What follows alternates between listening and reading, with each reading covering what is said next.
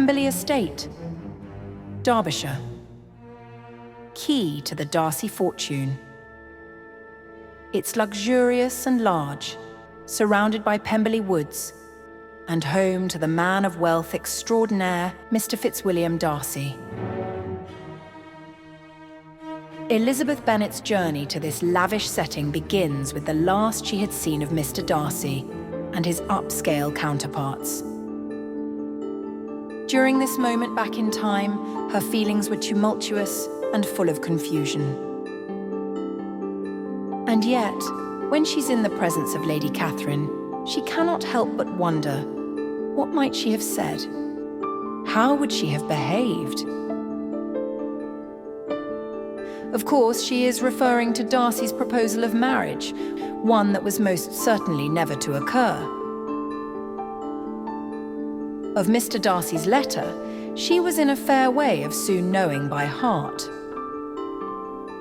She had gotten it all wrong about Mr. Wickham, and Jane, her beloved sister, had been deprived by the folly and indecorum of her own family. It was all too much to believe, and back at home, Elizabeth is to confide in her sister about everything, keeping the details about Bingley to herself. Jane's astonishment was palpable. She was sorry that Mr. Darcy should have delivered his sentiments in a manner so little suited to recommend them. But still more was she grieved for the unhappiness which her sister's rejection must have given him. Lizzy owns up to her misconceptions about Wickham. What a stroke was this for poor Jane, who would willingly have gone through the world, without believing that so much wickedness existed in the whole race of mankind, as was here collected in one individual. It's for Elizabeth about the two men to conclude. One has got all the goodness, and the other all the appearance of it. But really, is this the way we're supposed to feel about Mr. Darcy now? And so it is that on being settled back at home, the humdrum of life at Longbourn returns in many ways to its former self. That is, until news reaches the household that Lydia has been invited for a stay at Brighton, the very spot where the local regiment will be removing to in the upcoming days.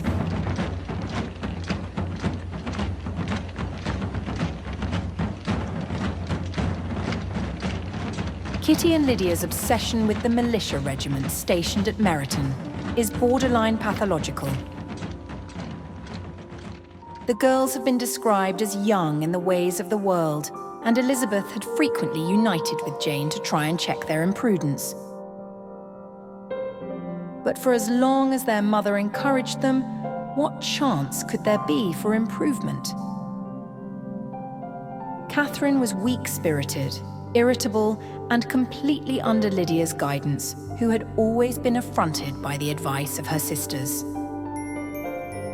Lydia herself was self-willed and careless, and together with Kitty, they were ignorant, idle, and vain. While there was an officer in Meryton, they would flirt with him. And for as long as Meryton was within reach of Longbourn, they would be going there for all time. When the announcement came that the regiment was departing for Brighton, all the young ladies in the neighbourhood were drooping apace. The bitterness of woe was heard aloud from the two sisters as they cried, "Good heavens!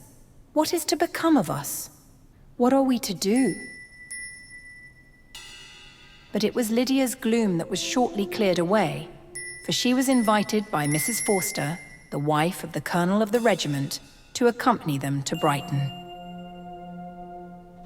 Lydia flew about the house in restless ecstasy, and Kitty shed tears, weeping with vexation and envy. It was cause for quite the stir at Longbourn, and it was for Elizabeth to try and convince her father not to approve of her going. Mr. Bennet expresses his thoughts by saying, "Lydia will never be easy till she has exposed herself in some public place or other, and we can never expect her to do it with so little expense or inconvenience to her family as under the present circumstances." Lizzy argues against him, and in return, by applying logic, he answers. At Brighton, she will be of less importance even as a common flirt than she has been here. The officers will find women better worth their notice. Let us hope, therefore, that her being there may teach her her own insignificance. At any rate, she cannot grow many degrees worse without authorizing us to lock her up for the rest of her life. It was not in Elizabeth's nature to increase her frustrations by dwelling on them, and with these answers, she was forced to be content.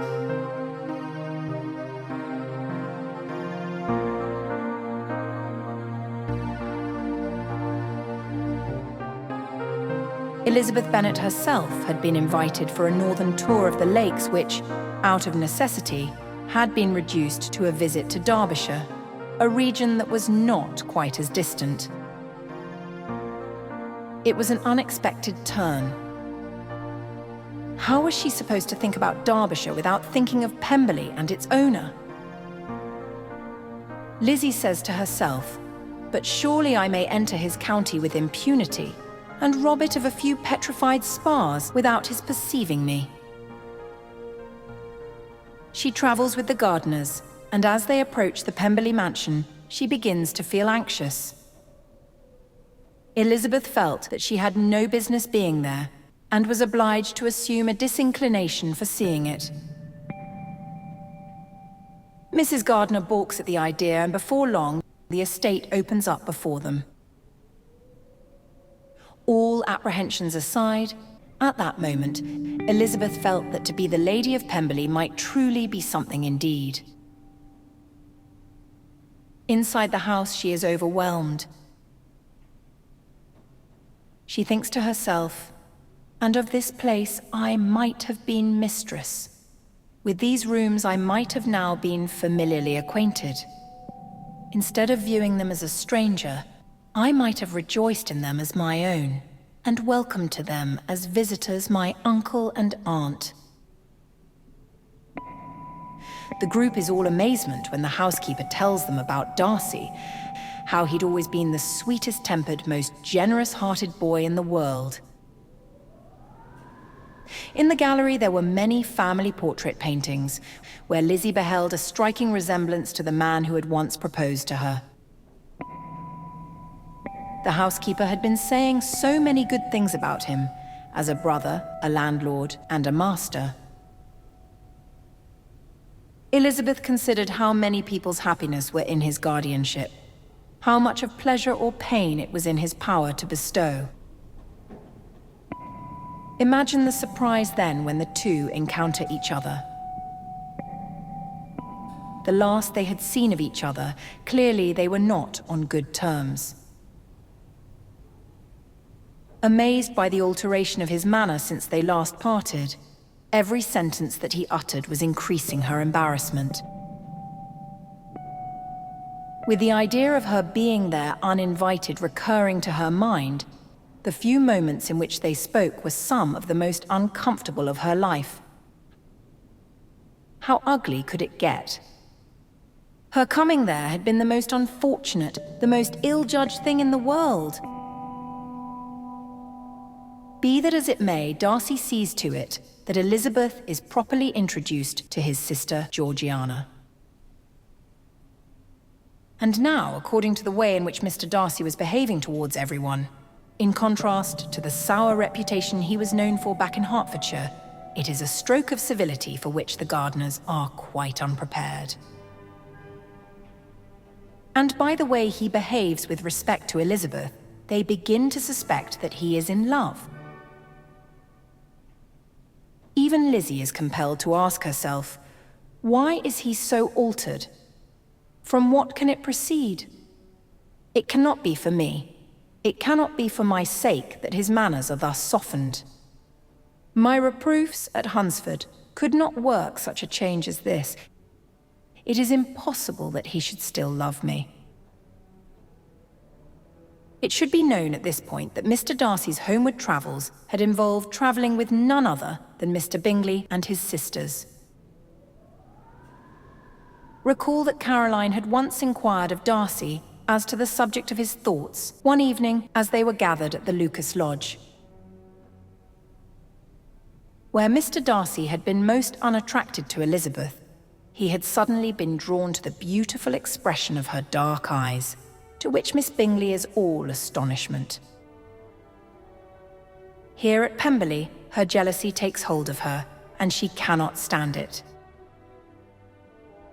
She treats Elizabeth with contempt by coldly inquiring about her family at Longbourn, drawing attention to her associations with Mr. Wickham, and venting in general her criticisms on Lizzy's person, behaviour and dress. But angry people are not always wise, and it all blows up in her face. Miss Bingley was left to all the satisfaction of having forced Darcy to say what gave no one any pain but herself. He declares that Elizabeth Bennet was one of the prettiest women he knew, meaning to suggest that Miss Bingley's ideas and opinions were of no significance to him. What on earth was going on here? The Gardiners are mystified by Mr. Darcy's unexpected goodwill towards them. Darcy's history and local reputation of being good-natured is nothing short of surprising. Elizabeth is perplexed by the affable way in which he is treating her, and Miss Bingley is perfectly miffed that this lowly girl, this offensive rube from the countryside, is receiving the attention of a veritable princess. Everything was turned upside down. Had the world gone mad? Booktime Learning is dedicated to the study of writing and literature. If this video has been helpful in any way, please consider supporting our channel by clicking the like button and/or subscribing. And thank you for watching.